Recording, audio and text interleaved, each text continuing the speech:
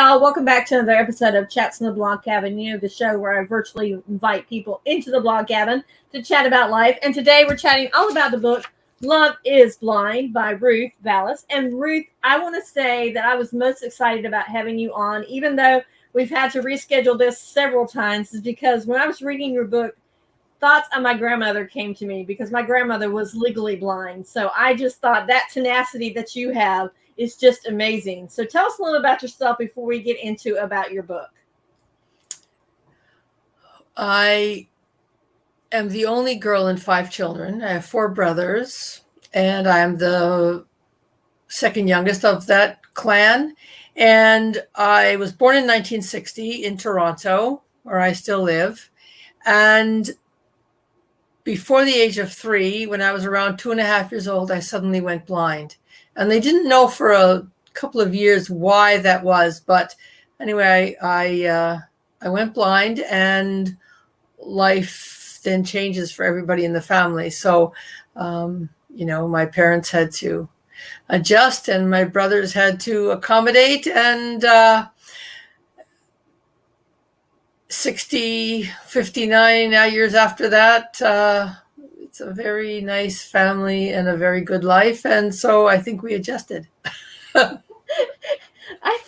think you really adjusted. I mean, the parts where you were talking about riding your bicycle when you were a little girl, I was like, that would scare me as a mom. But you were like, I want to do this. I'm going to do this. I don't think there was ever a point where you were saying you didn't think you could do anything that your brothers could do.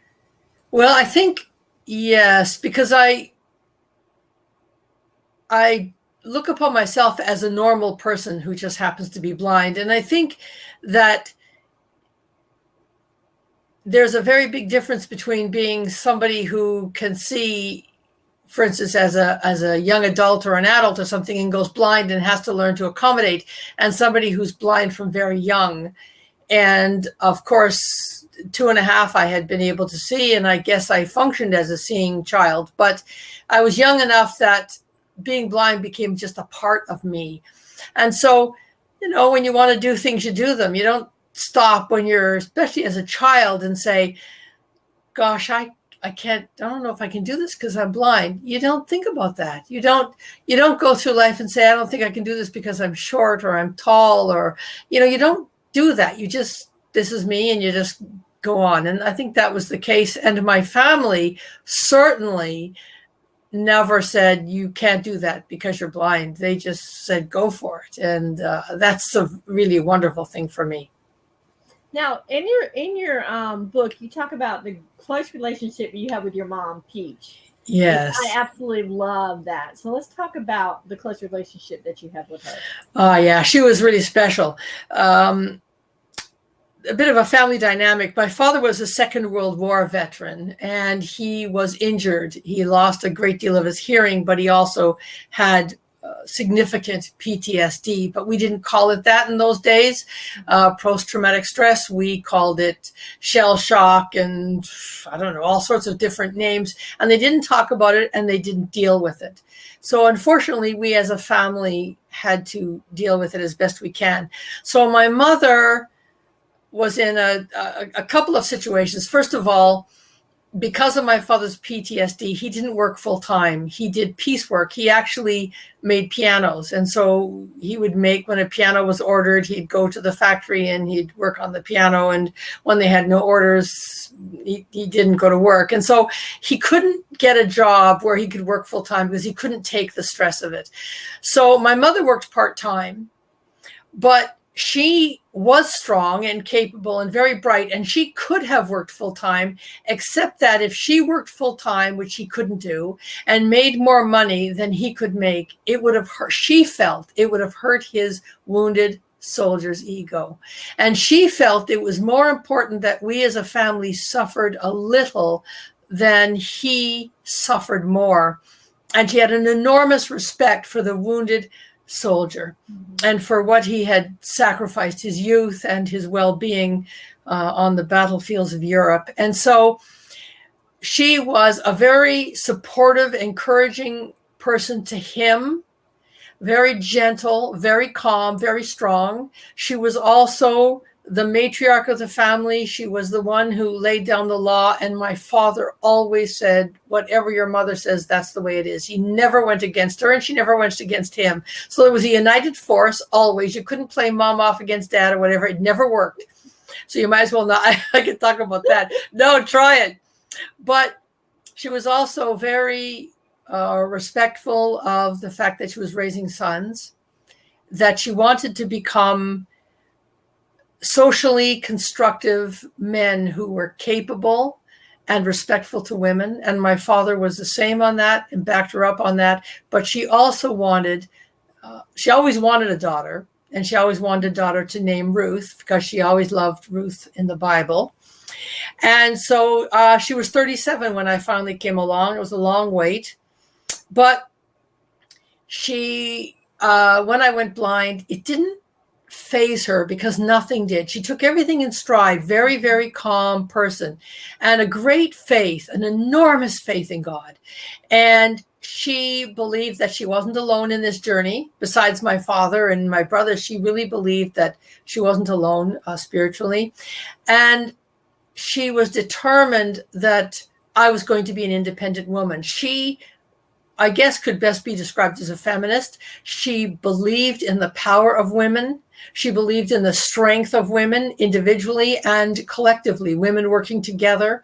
And she didn't look at me as a child with blind and therefore limitations. She looked at me as the potential of any woman to be independent and to be strong. And blindness was something we were going to have to learn to work around and not to use as an excuse, because no excuses are allowed. So I remember one part in the book when you were having surgery and the doctor was telling her to like kind of sugarcoat it for you, but she was like straight out telling you what was happening. And for me, I thought, wow, what a parent to be able to talk to your child like that, to have that type of relationship with your child, to know that, hey, whatever you say, you're going to believe your parent, and you're going to have faith that your parent's going to tell you exactly the truth of everything. Absolutely, straight up. And my mother was somebody that I could always talk to, and I could talk to her about anything. And I think that's a very, very good observation from you, because that was the truth. I was 11 years old. I was sitting in the ophthalmologist's office. They said, there's a cataract on your eye. We believe there is some sight behind that cataract. We can take it off and give it a shot, but it's 50-50. He said to my mother, he really was telling my mother, and he said, what do you think, Mrs. Vallis? And my mother said, okay, Ruthie, what do you want to do? And he said, no, Mrs. Vallis, I was too young to give my consent. Mm-hmm. And he wanted her consent. And my mother said, oh, no, doctor, this is not my eye. This is Ruthie's eye. And she said, now, Ruthie, you understand what the doctor is saying. Now, understand, I'm not quite 12 years old yet, but I wasn't a shy child, and I wasn't a dull child intellectually. So she said to me, the doctor's saying, Ruthie, that there may be sight behind the cataract. And if we take it off, you have a 50% chance that you'll get some sight. And you have a 50% chance that you won't get any sight. Now, here's the thing. If you say, I don't want to take that chance, I'll stay as I am, then we won't put you through the surgery. And that's the end of the story. If you say, I want to take that chance, and you have the surgery and it doesn't work out, you have no one to blame because you've made the choice. By the same token, if you decide to have the surgery and there is vision, you have only yourself to thank because you made the choice. Do you understand? I said, yes, Mommy, I understand. Do you want the surgery? I said, yes.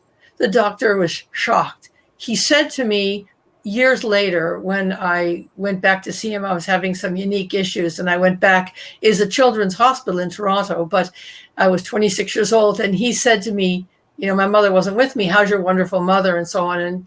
And he said to me, she is possibly the greatest mother that ever crossed the threshold of Sick Children's Hospital. This is a huge international children's hospital with thousands of people crossing the threshold every day. But he never had a parent who was that forthright and that honest with a child, but at the same time, teaching the child about responsibility and living with the consequences of one's choices. This is a very important thing we can bring to children, is to teach them to take responsibility and to live with the consequences, because there are always consequences.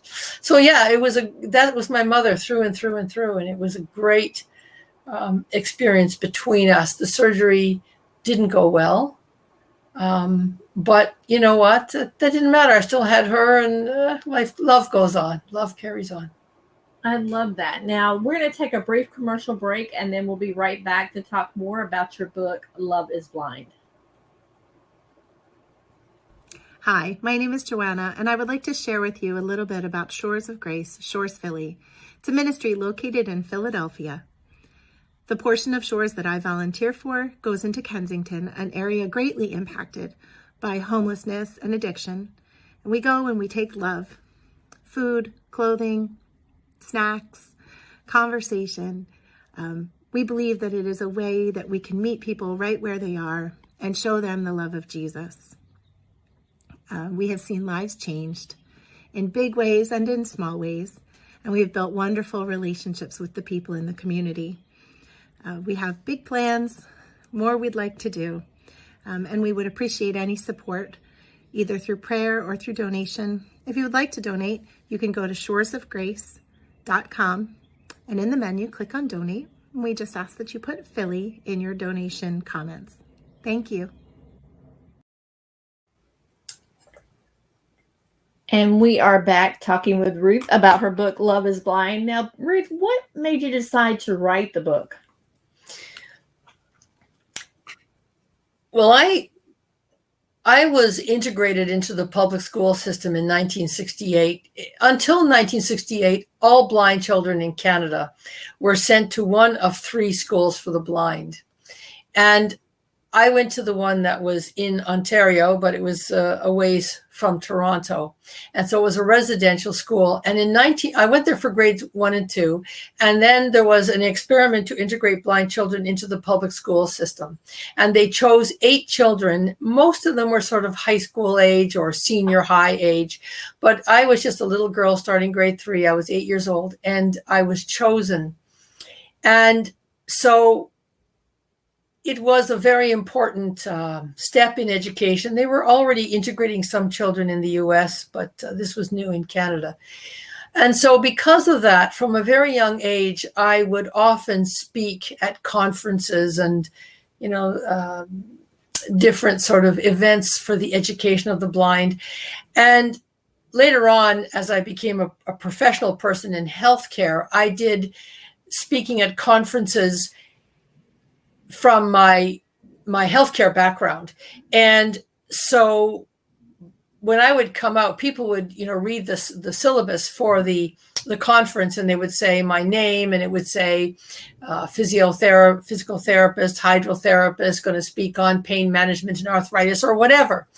It didn't say anything about me being blind. And when I would walk up to the podium with a guide dog and braille notes, they would all, and they would all flip through their syllabus to see where they had missed it. And I would say, hello, my name is Ruth Vallis, so they wouldn't think I was in the wrong place and usher me away. So I would speak, and people would often say to me, you need to write your story.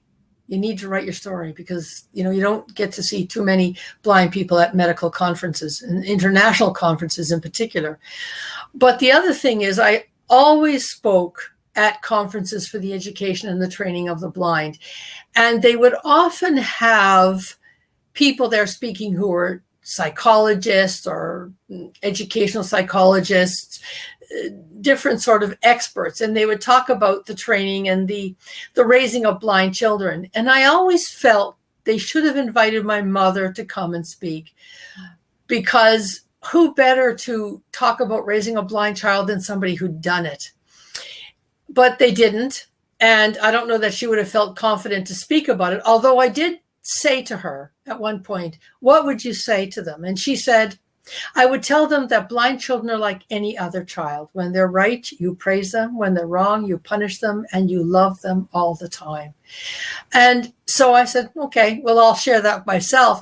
But then when I retired from physical therapy, I decided that I was going to write the book, but I was going to try and really write about the relationship between my mother and myself. Actually, I started just to write about my experiences as people had asked me, but as the book evolved, it really was about my mother and me. So when it came down to editing, we just pared it down so that it really did focus on that. Because as one of my brothers once said to me, all my success really goes back to Mom. And that's the truth.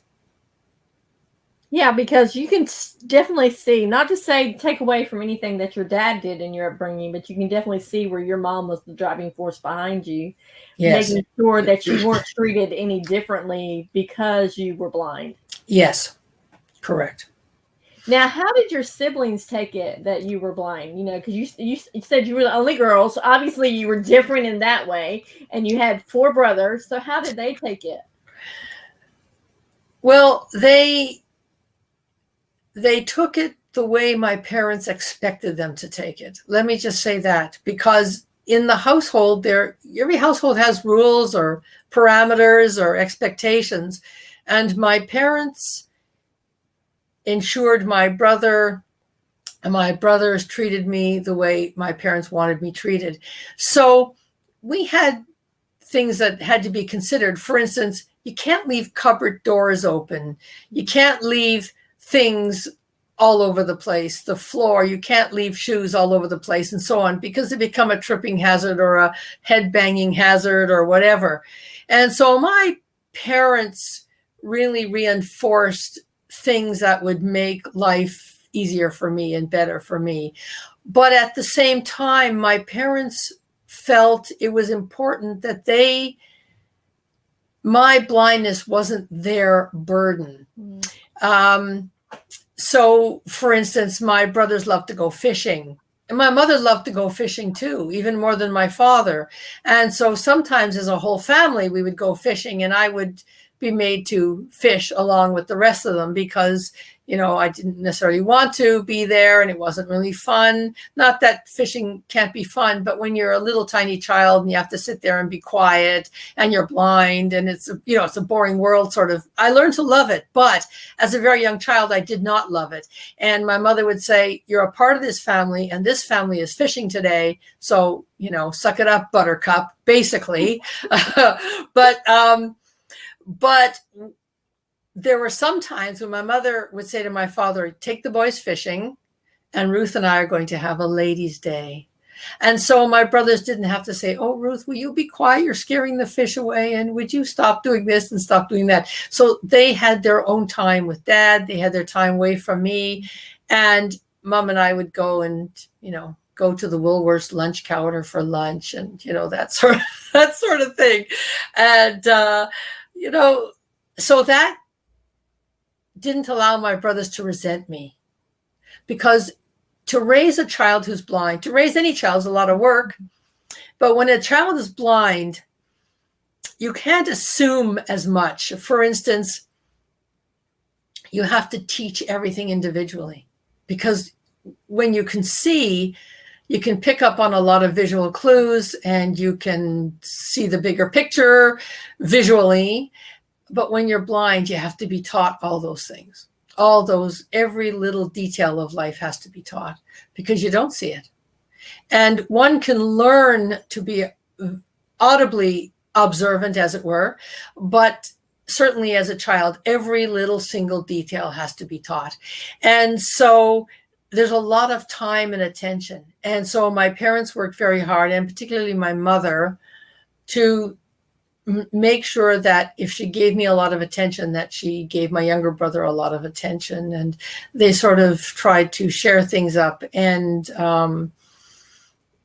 And like I say, not to let them feel left out or not to resent the fact that their sister is blind. That doesn't mean it didn't happen sometimes, but they worked very hard to not let it happen.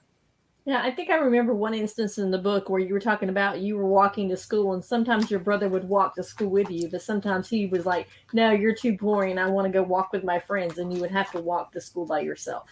Correct. And that was, I would say, that's one of a few situations that made life a little lonely for me. So I had to learn to enjoy my own company.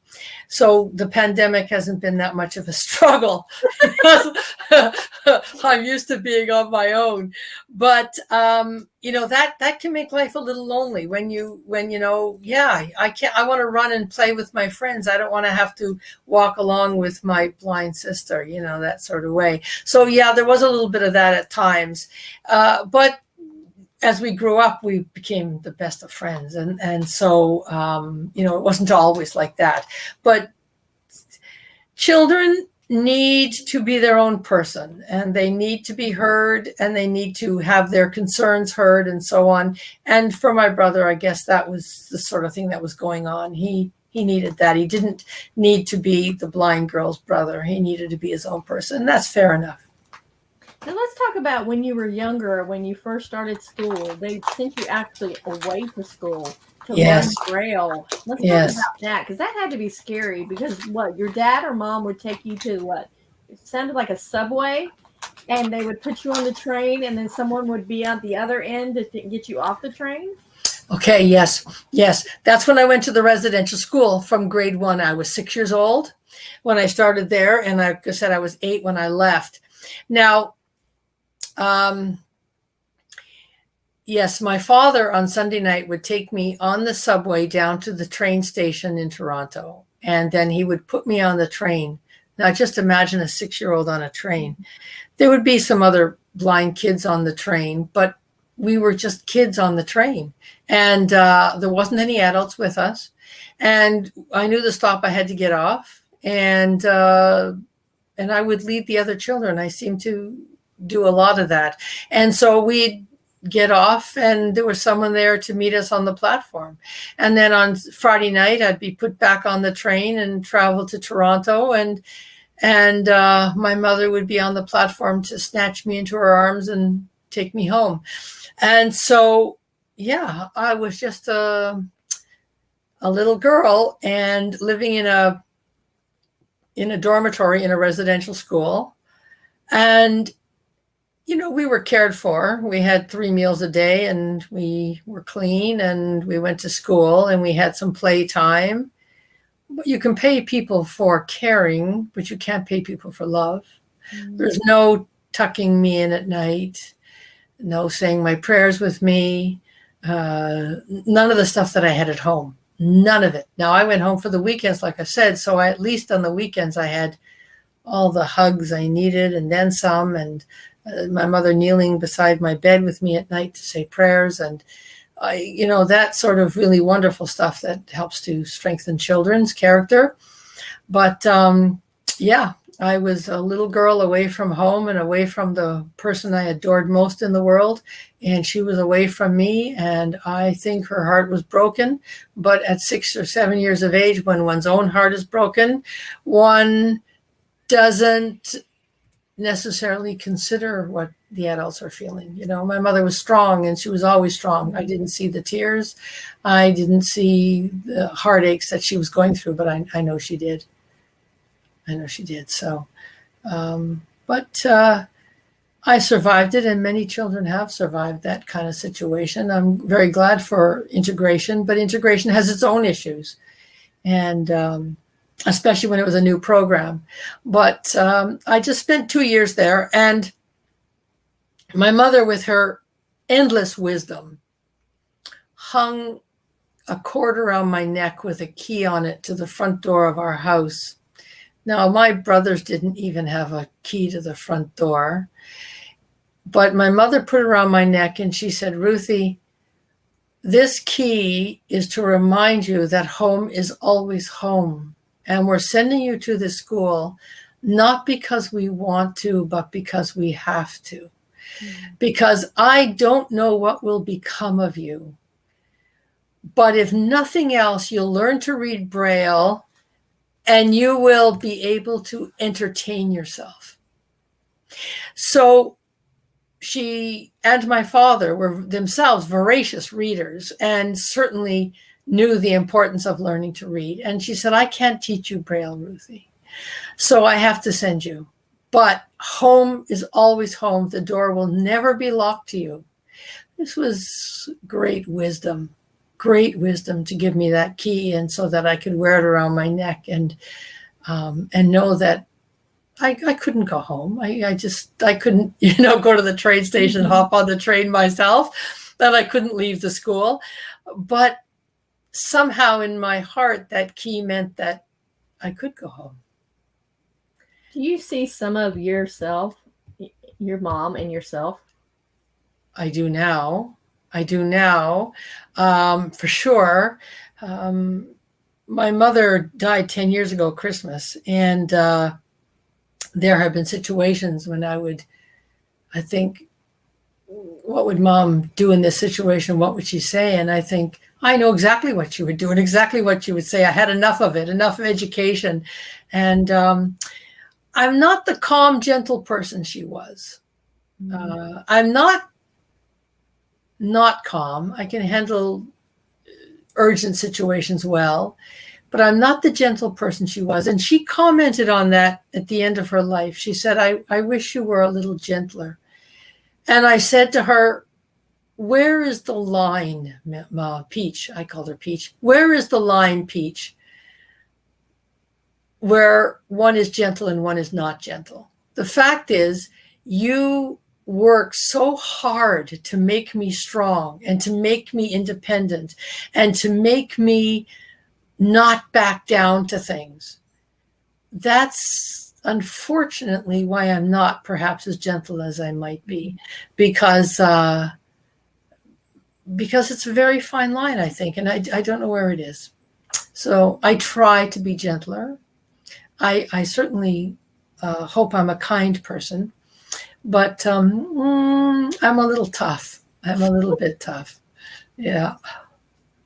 What made you decide to go into doing, you said, physical therapy? Yes. That's a very good question. I always wanted to be a doctor since I was a little child. And although have been a few blind doctors in the world, there are not many. And it really requires a certain amount of mentorship, I think. And there may have been people out there who would have helped me if I had really pushed for it. But I was sitting on the floor at home in the living room doing math homework. And I heard, just as I'm speaking to you, I heard a voice say physiotherapy, which is the British term for physical therapy. And I heard them say physiotherapy. And it was just like someone was in the room, but there wasn't anyone in the room. So I went to the phone and I phoned the Canadian National Institute for the Blind Department of Rehabilitation. And I said to the gentleman there, tell me about physiotherapy. And he said, there's a school in England that teaches blind and visually impaired people to be physical therapists. And he sent me the application and I applied, and that's how it happened. That's exactly how it happened. So I heard a voice, and I went to England, into bustling London, without really knowing anyone. And it has been said that Canada and England are two nations divided by the same language, and it's true. They don't speak the same English that I speak. And, it's hard. Like, for instance, we would say a face cloth, they would say a flannel, we would say a stove, they would say a cooker, we would say a stroller, they would say a pushchair, we would say a radio, they would say a wireless. This is two different languages. So I was trying to find my way around. I didn't get an orientation. Even though it was a school for blind and visually impaired people, I did not get an orientation to the school, to the neighborhood, to anything. And I had to learn everything the hard way. And gosh, it was hard. It was hard. And it was an enormous challenge, an enormous challenge to my self, my strength as a person, and to my faith. And I learned a great deal about myself. I learned a lot about what I can do and what I can't do. But most of all, I learned the wonderful truth that when we have a relationship with God, we are absolutely never alone. And I believe that God called me to be a physical therapist. I believe it was He who spoke to me. And for that reason, He made all things possible. He doesn't call the ready, but He readies the called. So most of the time. Sometimes He calls the ready, but really He readies the called. So the challenges were put before me, but the escape hatches were put before me too. Escape to success, not escape to avoid. And I found strength, like I said, in my relationship with Him, but strength within myself. And I learned a lot about myself and about healthcare. And I ended up with a 32-year career that I absolutely loved. I treated patients from my first day to my last day. I got a specialty qualification in treating patients in water. I eventually got a Master of Science degree as well on top of it. And I became a consultant to the Ministry of Health. I became a lecturer at the University of Toronto. I had a career beyond belief. I had a career that any ordinary sighted person would have been happy to have. And I had it because it's what God called me to. And He is faithful. That is the bottom line. He is faithful.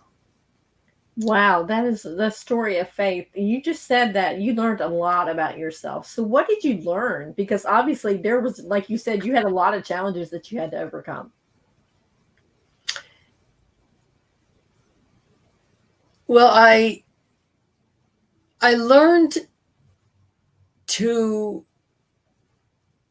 not be so reactionary in a lot of situations. So if I found myself in a challenging spot, I didn't fly off the handle or freak out. I would say, okay, let's think this through. And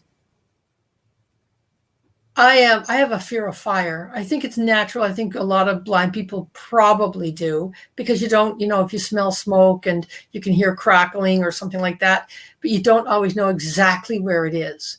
And you don't want to run into it. You want to get away from it, and it can be daunting. And if one is in a situation where there's fire alarms ringing and there's smoke billowing, and that happened. We had a fire in the school, in the college, and the fire alarm was ringing like crazy, and the smoke was billowing, and people were running.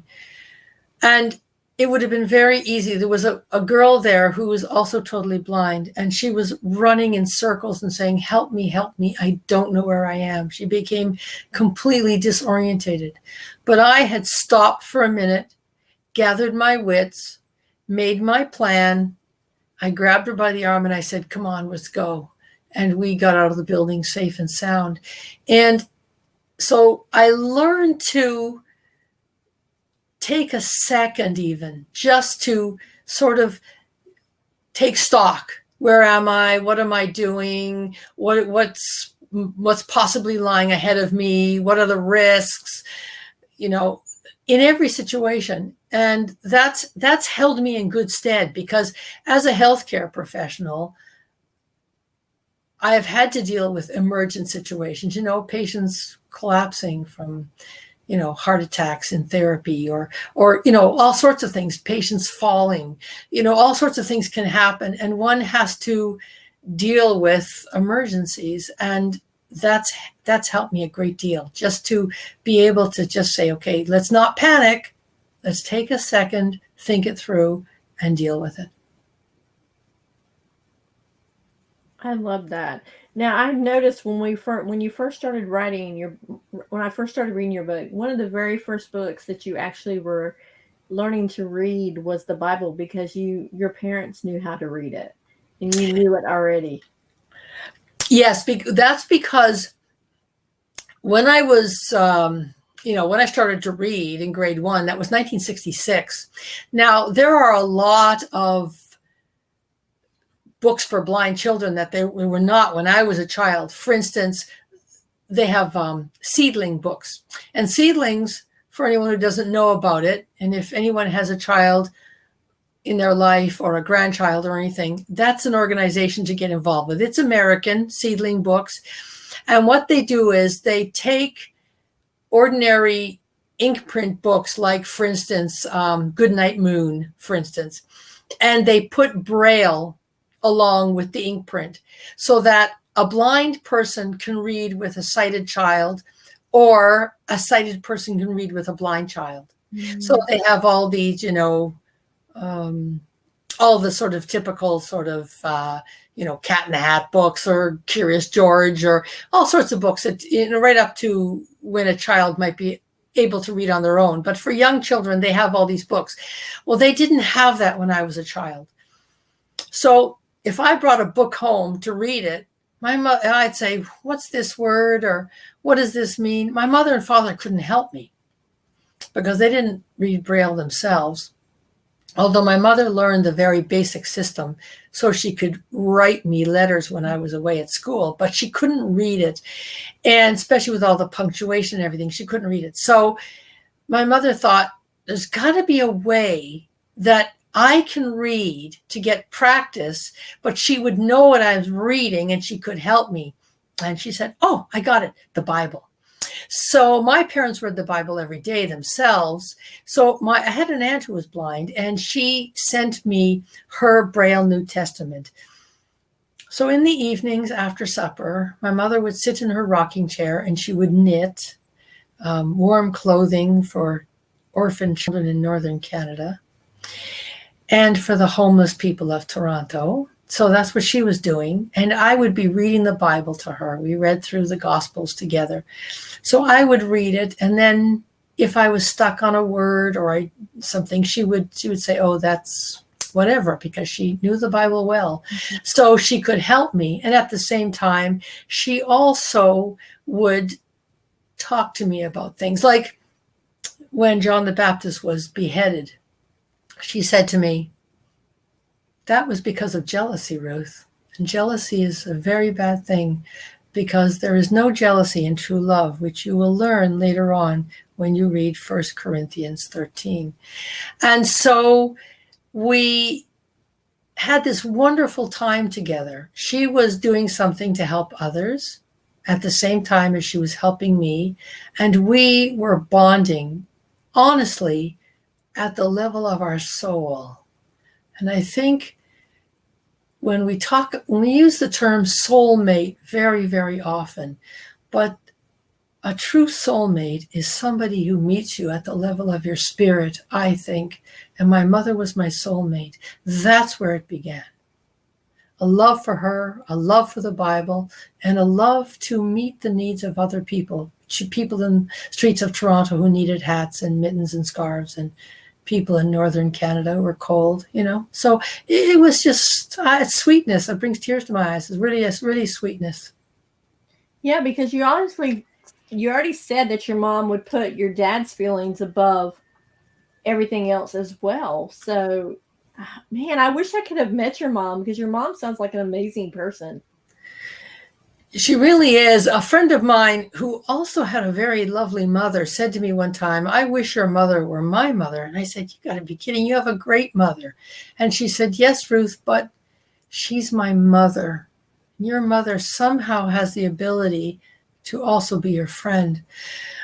But I will say that, yes, she was like a friend to me, a friend that I could talk to about anything, and we would laugh about things, and we would be silly together, and she'd write silly poems for me, and we'd sing all the time, and, just great times. But she was at the beginning and at the end, and always my mother. So when she said, jump, even at 50, I jumped. That never changed. So everybody really liked my mom. She had a wonderful, wonderful sense of humor. She was really insane, but she she was a very kind person. When she, at the end of her life, she lived in a seniors apartment building just around the corner from my house. And when she could no longer go down to, she was palliative, and she could no longer go down to her mailbox and pick up what was left for her, one of the neighbors would go down and she'd say, Blanche, that was her name, do you give to all these charities? Covenant House, World Vision, Christian Blind Missions International, blah, blah, blah, blah, World Wildlife. And she'd say, oh yeah, I give all these charities a little bit. She said, I've never known anybody who supports so many charities. And she was that kind. She was kind, and she genuinely cared. And as long as she had enough, that's all she needed. So I think in a way, this book is a love story about you and your mom. It's a love story to your mom. It's a to your mom. It is. Continue. No, it absolutely is a love story to my mom. But she loved me as much or more than I loved her. So. Wow. Our time is almost up. Is there anything else that you want to share? I hope if people will read my book, that they won't focus on the fact that I'm blind, but focus on the fact in one's own life of possibilities, that people will see things about themselves, like your grandmother, or they will see people within their own people or situations within their own lives that they can relate to, and that they will see the strength within themselves, particularly women. And it says in the preface that the 19th century American poet William Ross Wallace said, the hand that rocks the cradle is the hand that rules the world. And I'd love women to understand the strength they have within themselves. This world will be a better place when women believe in themselves and believe in each other and support and encourage each other. We owe it to ourselves to rock the world. Oh, I love that. Now tell people where they can find you at. Okay, my website is Ruth Vallis, of course, Ruth, R-U-T-H, Vallis, V as in Victor, A-L-L-I-S, as in sugar. So ruthvallis.com is my website. And at the bottom, there's a place where people can email me if they want to tell me anything, share anything, ask me anything. I'm happy to hear from people. And it also tells you where you can get my book. And it's available through Barnes & Noble and Amazon and Kindle and so on. So people can order it for lots of places. I think Target and everything online will offer it. So I hope people will read it. And if they do, I hope they'll write to me. And I hope people will feel blessed. Well, I was certainly blessed when I read it. So you at least blessed one person. There you go. I certainly was blessed. And I applaud you for being, number one, brave, because some of the things that you did when you were younger, I couldn't have done that when I was younger. I mean, as a young child, I wouldn't have done it, getting on a bus by myself or a train by myself, much less being a blind person. I mean, I can't imagine the bravery that cost you. And I grew up in the 60s too. I was born in the late 60s, but still, so yeah, I can't even imagine that. Well, I think bravery is courage in the face of fear. And I don't think I feared. I think I just always believed I could do things. And that I may have come out of this unscathed just because God is good, not because I was sensible. But, I'm better by good luck than good management, as they say. But, yeah, if I want to do something, I just did it. And my mother would say, I was roller skating up and down the street, and someone said to her, "Oh, Blanche, you're not going to let that child roller skate." My mother said, "Why not?" She said, "Well, what if she falls over?" She said, "We have Band-Aids." Just like with the ice skating rink as well, right? Oh yeah, she and my second oldest brother Christopher, they made me my own skating rink in the backyard every year, the best rink in the city. Beautiful. Skating around and around. But it was lonely because I was skating by myself. But that's okay. My mother said, you cannot lament the things you cannot do. Find the things you can do and get on and do them. So, stop crying about I don't have this or I can't go there. Forget about it. Figure out what you can do and where you can go and do it. And that was the same with the skating rink. You want to be able to skate? There's a skating rink. Don't tell me you don't want to skate alone. You want to skate? There it is. Skate. So yeah, they'll have to read the book to understand that story better, but that's the way she was, and that was, don't cry and whine. I think that's really should be the mantra of the pandemic. Don't cry about what you can't do. Just be grateful for what you have, grateful for what you can do, and appreciate it. And then when things get better, go and do more. But if you can't hold people in your arms, smile at them on the Zoom. Don't. Just be grateful. And that was her. That's my mother. I could just imagine what she would be saying these days. Why are people whining so much? Just appreciate what you have. I love that. So, Ruth, I want to thank you so much for coming on and sharing your story and for writing your story so that other people can read about your amazing love story with your mom. Thank you. So, guys, the book is Love is Blind, and I will put it in the show notes, all where you can get it, as well as where you can contact Ruth. And as always, be blessed, and most importantly, keep chatting. And see you on the next chat from the Blog Cabin. Bye.